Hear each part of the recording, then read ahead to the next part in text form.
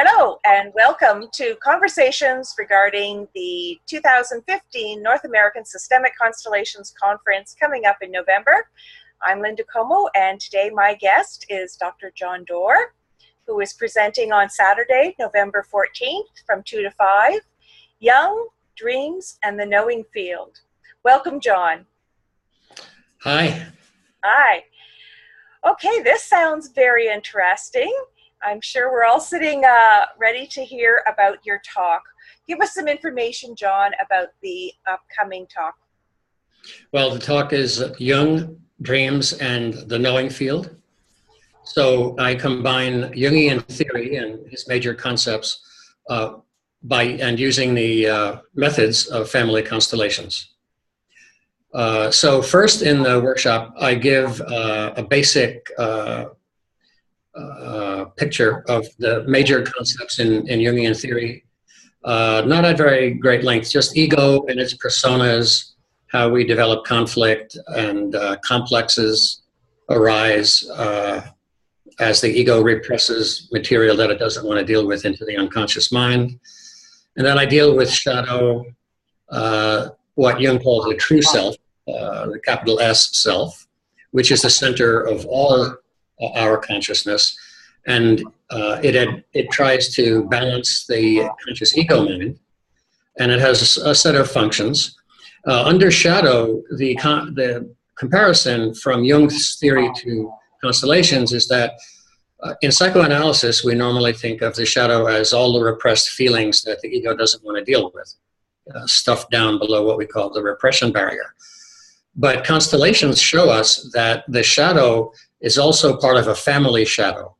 So we carry negative inheritance, as we know well, if we're entangled with somebody. But there are a wide array of beliefs and habits, even family feelings, all stored in the shadow. For example, we know that secrets are important there in the unconscious mind, but it's all manner of whatever has not been talked about by the family gets stored in the shadow part of the unconscious mind. Then I deal with how the essential self can work through shadow in guiding the ego. And then I show how the unconscious forces that Jung called archetypes, they're innate, universal, powerful forces that really drive most of human behavior. And so the self has to deal with pressure from the archetypes and celebrating the positive ones as well as kind of filtering the negative ones. I have the project that I do in my practice in Tucson is called Learning from Your Soul. So I have classes and workshops, and a lot of what I learn there I'll be presenting to constellators at our conference in San Diego. Basically, I put a chart up of the ego, the repression barrier, the shadow, and the necessity for working with one's shadow, unflattering feelings, feelings we never wanted to have. And there's various ways of getting at the shadow, activating it, which I have done in prior workshops at our national conference. But what I'm adding, and what I mean by learning from the soul, is the deepest part of our psyche, the very ground of our psychic life, our psychological life, comes from what we call soul. And soul really can't be explained. It's sort of like electricity and its source. And so I don't go along with any theological, religious definition of soul. It's really the deepest layer of human consciousness. Jung called the soul one of the archetypes. I'm suggesting that through dreams, fantasy, creative art, meditation, chanting, praying, all of those traditional methods yield results that are similar to what happens in the knowing field in the course of a family constellation. So I show the similarities among all those modes, what you get, how you allow unconscious information to come up to the surface to be entertained. As we all know from constellations, a client will have a sudden insight. that's the, when they ask for the help, a client gives permission for this unconscious material to come up. So in the workshop, after I do a brief teaching, it'll be 20, 30 minutes at most, and I'll answer whatever questions people have about that particular worldview. I'll give some examples. I didn't think it was appropriate to go into examples now, but at one point after the teaching, I will ask the group if anybody has a very big dream, extremely strong emotional dream that's very important to them, significant for them, and I will constellate the dream. So the dreamer will be the client, and they will choose somebody to represent themselves, and probably start out with somebody to represent their issues. I tend to begin constellations in a lot of silence so that no representative takes on a label that they're representing. So it's just the person who represents the issue at first doesn't know what the issue is. So we have the encounter between the client's representative and the issue representative, and they start the action. Then I find out from the client sitting next to me, pretty much in a low voice, they more or less whisper what they're concerned with, what's coming up, and then we start putting other representatives in the constellation. I often ask the person what they place their faith and their trust in. For example, what's the God of their understanding? God, Goddess, Earth, whatever they choose. We usually have a representative for that, so that that representative can give support to the client when they are in the field themselves. I also represent the client's shadow self, or what Eckhart Tolle would call the pain body, and I'll get some information from the client on that. So I get a lot of information sitting next to the client while the constellation is going on. I'll ask about who passed over, issues of birth and death, and typically put a blanket or a sleeping bag on the floor. Usually one with a male, one with a female to start with, and then I invite the members to let their body move them. I should have included that I spend a lot of time on preparing my groups how to enter the field and let it happen, so to speak. Okay. So I will demonstrate that. It's a guided imagery. It includes an invocation of the ancestors, as I learned from Hellinger long ago, but it has more pieces to it, more ritual formats to help people really prepare themselves to stay grounded, stay in their body. Hellinger calls it be collected. I usually mean be with your breath, be with your body. And when I go around to representatives in the field, and it usually accrues more and more, because when I see something happening in the field or in a circle holding the energy of the field, I ask people what's coming up for them. So I do multiple little pods to do with, if someone says, well, I just realized I'm having trouble with my daughter, then we'll invite somebody to represent her daughter, and then the participant themselves, like the additional client, so to speak, will be brought into the field, and I'll set them up, as always, looking deeply into each other's eyes to find what comes up. And I basically go around the participants in the field, sort of in between the participants sitting in the circle and the representatives in the field. So I walk that circumference, and I check what's coming up for people, and then I ask what's coming up, what feeling is coming through. And I always have a goal to facilitate the person to go deeper and deeper into the feeling that's coming up. That's what's meant by learning from your soul, going deeper and deeper, allowing the negative shadow material to manifest, then appealing to the core self as a resource for resolving the issue, and then giving support to that self. So I separately represent their self with a capital S.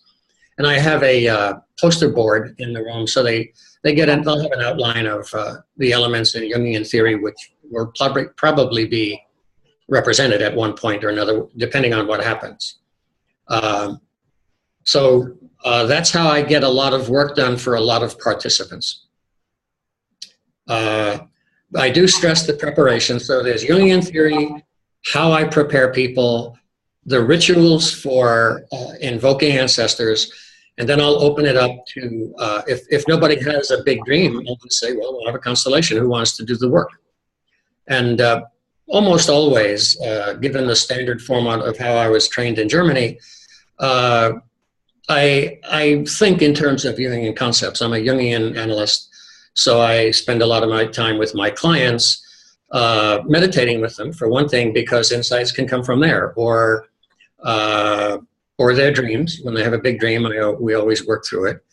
And I actually train people about how to incubate their dreams so that they will be more vivid and that they will be more memorable, and they will bring them into their session each week, whatever they get.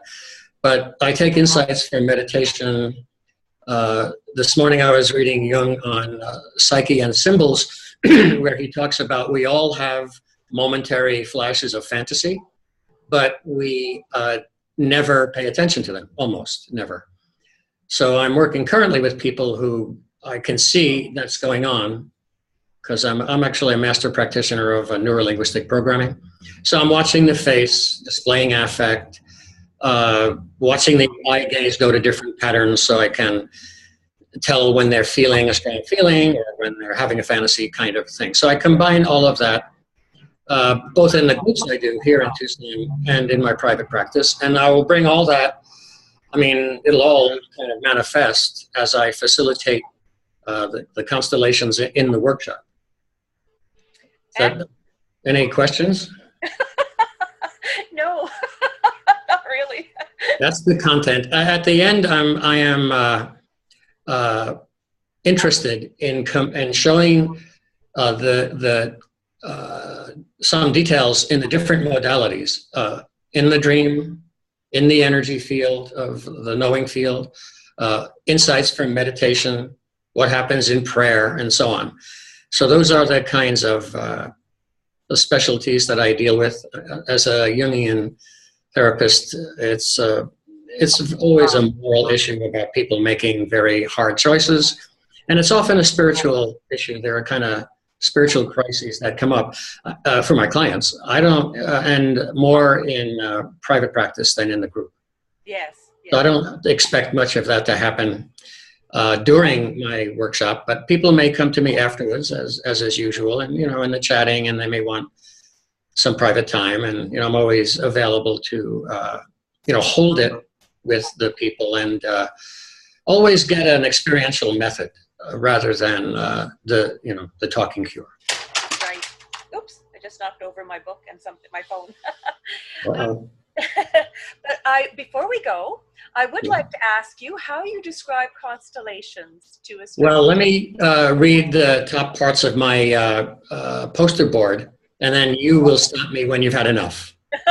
We're all interested in this, John.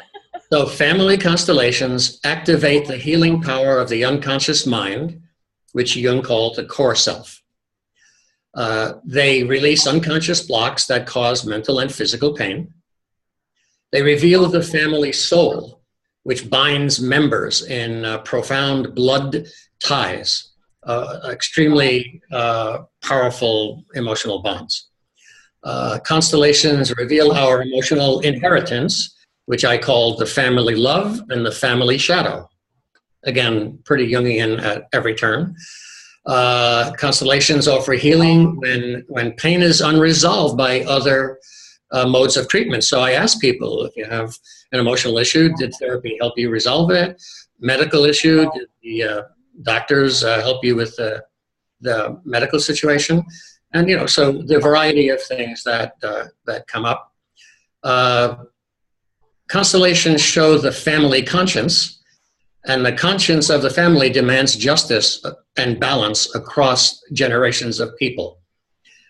So I have to talk to people about how the child heart in us loves the family no matter what happened, especially the parents, and that anybody, due to love, the blind love in their heart, can unconsciously become entangled with a relative. And people sometimes, we suffer some symptom, but it's really a way we unconsciously identify with an ancestor or sacrifice for them or suffer for them or with them, hold the problem and suffer out of love. Then I help them understand how the knowing field settles the unfinished family business. That's what I say to people next. And then the hardest part for them is I show them that it is the ancestors, the energy of the ancestors, that activate the knowing field that will guide us and bless us, provide wisdom and insight if we allow that to happen, which is why I spend so much time preparing people, preparing their conscious ego mind to allow different and strange and surprising material to come up inside of them. They learn later that it's actually by looking deeply into, their representative's eyes. So, and then I explain, if you come to a group, you'll take turn as a client, and other representatives will share your, will represent your family or represent your issues. And at first I don't go too much into the Jungian stuff with people at a health fair or psychic fair as we have here in Tucson. But I have another poster board showing this, actually the diagrams of Jungian theory, just the way I will when I present the workshop in San Diego. That is fabulous. Really good answer, John. Thank you very much. It's probably a long one. That's okay. We're all learning. Many of us, myself, I'm relatively new. I've only been into it for a couple of years. This is very exciting. It'll be my first West Coast conference. Yeah, so I'm super excited to meet everyone. But yeah, thank you very much for your time. I really appreciate it. I look forward to meeting you at the conference. Well, good. If you have time, come try the workshop. I will. And see what, and if you want to get work done, Jung has the most comprehensive theory of human behavior that I know of. So it's a very powerful tool and meeting it in the energy field is one of the great gifts of my lifetime, because Jungians are pretty intellectual folks and don't use a lot. I've always used experiential methods like holotropic breath work to invite unconscious material up, or shamanic journeying and so on. But the energy field, the knowing field, is the best tool I've had. Well, thanks again. So John's workshop is Saturday the 14th from 2 to 5, Young Dreams and the Knowing Field. Thanks again, John. You're welcome.